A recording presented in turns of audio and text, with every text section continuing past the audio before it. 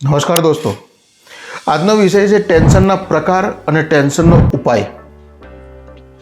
ખરેખર ટેન્શનના કેટલા પ્રકાર છે? તો ટેન્શનના માત્ર ને માત્ર બે પ્રકાર છે.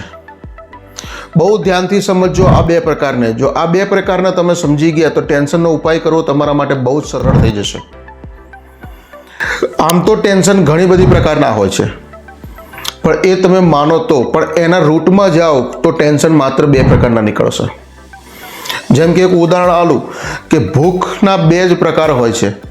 ભૂખ એટલે જમવાનું, કે ભાઈ હંગર આવા દો, ખાવું પડશે મારે. તો આમ એના બે જ પ્રકાર હોય છે, પણ ભૂખ અલગ અલગ રીતે લાગી શકે છે. ધારો કે પાણીપુરીની લારી જોઈને ભૂખ લાગે, મહાકાળીના સેવસળ જોઈને ભૂખ લાગે.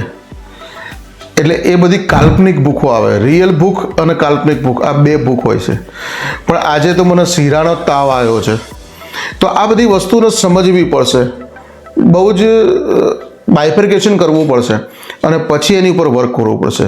એમ જ સેમ ટેન્શન, તો ટેન્શન આર્થિક હોઈ શકે, એક પૈસાનું ટેન્શન હોઈ શકે, એક બીમારીઓનું ટેન્શન હોઈ શકે છે, એક ઇમોશનલ ટેન્શન હોઈ શકે છે કે ભાઈ મારા મેરેજ ક્યારે થશે, યા તો મેરેજ થઈ ગયા પછી મારું જીવન સુખી રહેશે કે નહીં, મારું બાળક 10મા ધોરણમાં પાસ થઈ ગયું, 12મા ધોરણમાં પાસ થઈ ગયું, સારા માર્ક્સ લાવ્યું, હવે એને સારી નોકરી મળશે કે નહીં, એ ધંધામાં સેટ થશે કે નહીં. તો આવા બધા પણ ટેન્શન હોય છે.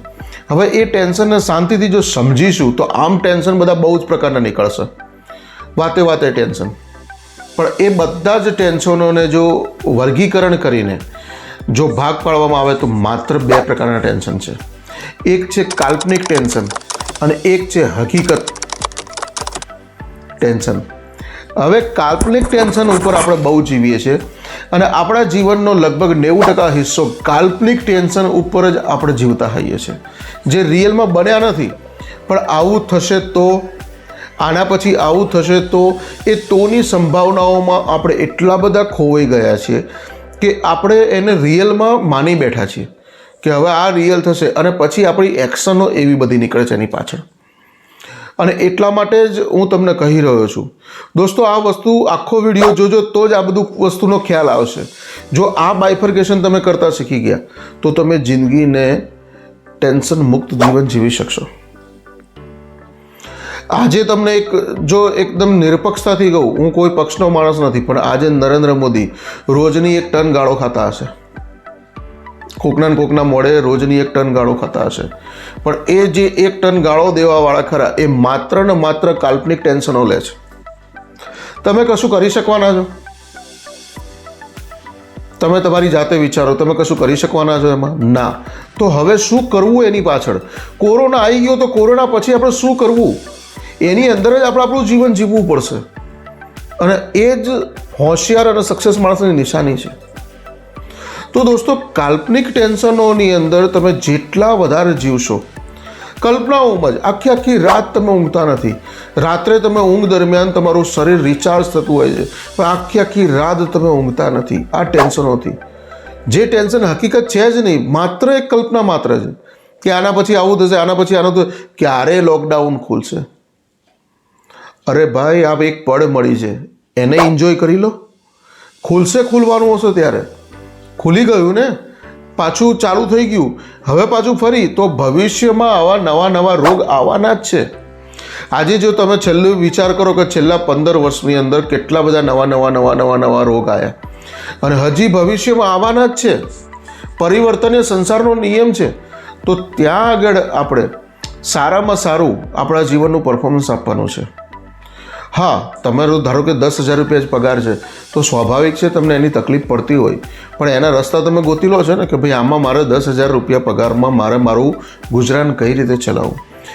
જેનો 1 લાખ રૂપિયા પગાર છે એ એની રીતે એના સ્ટેટસ પ્રમાણે જીવતા હોય છે.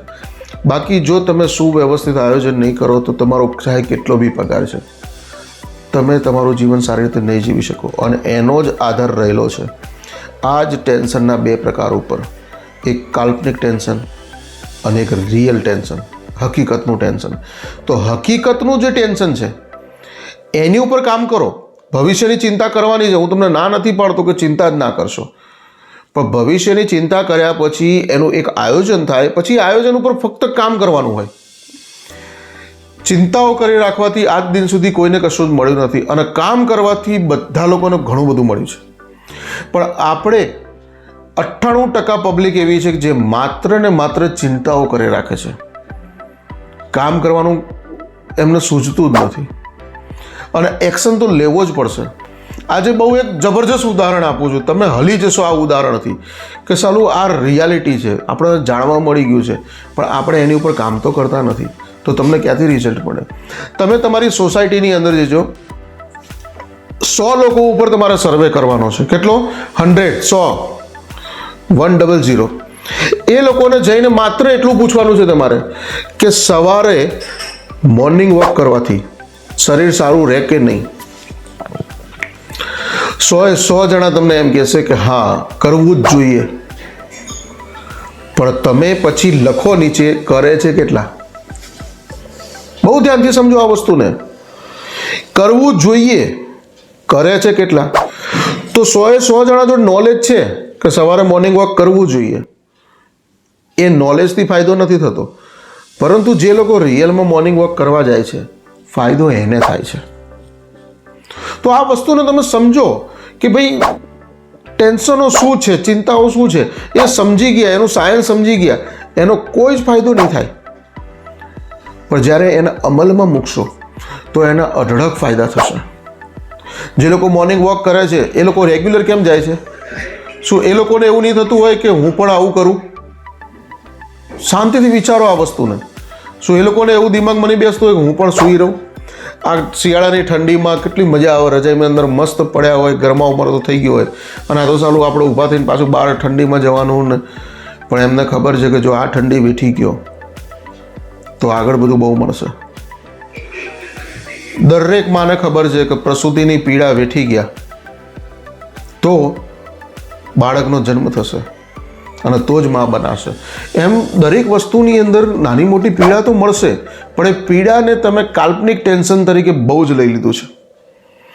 એને બહુ જ ચિંતાઓ આવી કરી દીધી. ઓહો, મારે રજાઈ છોડવાની, મારે બહાર જવાનું. પણ એ બહાર ગયા પછી, એ વેઠ્યા પછી તમને કેટલું મળશે એની ઉપર તમે કોઈ કામ નહીં કર્યું, અને એટલા માટે જ તમે આટલા હેરાન થયા.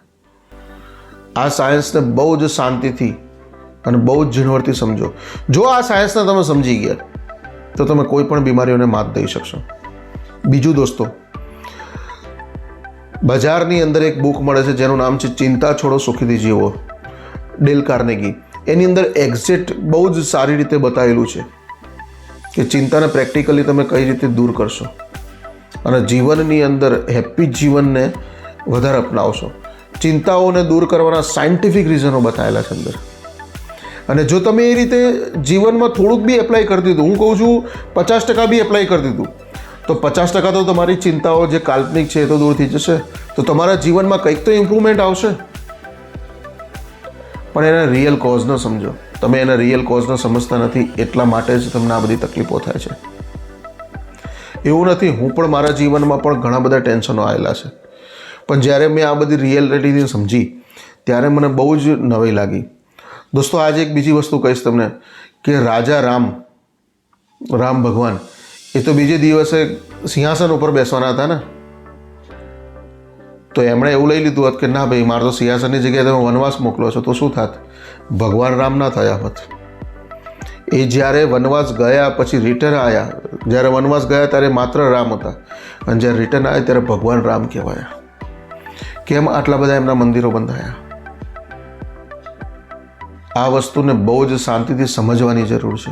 એમણે તો એવા કોઈ ટેન્શન ના લીધા, એમણે જે આવ્યું એને સ્વીકાર્યું.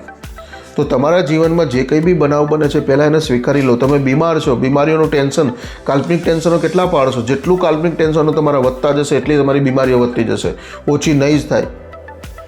અને આ બીમારીઓમાંથી નીકળવા માટે એક physical health, mental health, emotional health અને સાયકોલોજીકલ હેલ્થ, આ ચારે હેલ્થની તમારે જરૂર પડશે. અને કુદરત હેલ્થકેર સેન્ટર આ ચારે હેલ્થ ઉપર કામ કરે છે. આવો, અમને કન્સલ્ટ કરો અને આ ટેન્શનવાળી બીમારીમાંથી હંમેશા માટે હરાવી નાખો આ બીમારીને. કારણ કે એ તમારા જીવનની અંદર તકલીફો જ ઊભી કરશે. એ કોઈ દિવસ તમને એનર્જીવાળું નહીં ફીલ કરાવે, તમને આત્મવિશ્વાસ ફીલ નહીં કરાવે. એટલે જ હું કહું છું કે નિરાશાનો નાશ કરવો એ તમારી પ્રથમ જરૂરિયાત છે આજે. અને એ નિરાશાઓ ખરેખર સાચી છે કે માત્ર કાલ્પનિક છે, આ બે વસ્તુને બહુ જ શાંતિથી જોજો. કારણ કે એક અભ્યાસ એવું બતાવે છે કે 98% જે તમારી નિરાશાઓ, ચિંતાઓ, તાણ, ટેન્શનો એ બધા જ કાલ્પનિક છે. 98%. અને માત્ર 2% રિયલ છે. તો આ વસ્તુને તમે સમજો અને એની ઉપર એક્શન લો. જે મેં તમને ઉદાહરણ આપ્યું કે તમારા સોસાયટીની અંદર જઈને 100 જણનો સર્વે કરો, તમે નોટપેન લઈને પહોંચી જ જાઓ, નામ લખો સામે, અને એની સામે એમણે શું કીધું એ લખો. એક્સરસાઇઝ કરવી જોઈએ કે નહીં, મોર્નિંગ વોક કરવું જોઈએ કે નહીં, બધા જ હા પાડશે. એક વ્યક્તિ તમને ના નહીં પાડે. પણ આ સાયન્સ એમણે ફક્ત જાણ્યું છે, એની ઉપર અમલ કર્યો નથી. એ 100માંથી કેટલા લોકો ખરેખર મોર્નિંગ વોક કરવા જાય છે રેગ્યુલર, એ જુઓ. અને જે મોર્નિંગ વોક કરવા જાય છે એનું જુઓ, ટેન્શન ઝેલવાની કેપેસિટી વધી જાય છે. ટેન્શન ઝેલવાની કેપેસિટી વધી જાય છે. ટેન્શનો તો તમે દૂર નહીં કરી શકો. બહારથી આવતું ટેન્શન તમે શું દૂર કરી શકશો? પણ ટેન્શન ઝેલવાની કેપેસિટી વધી જશે તો આ એક્સરસાઇઝનો મોટામાં મોટો બેનિફિટ છે. અંતમાં દોસ્તો એટલું જ કહીશ કે wish you happy and healthy life. જય હિન્દ, વંદે માતરમ.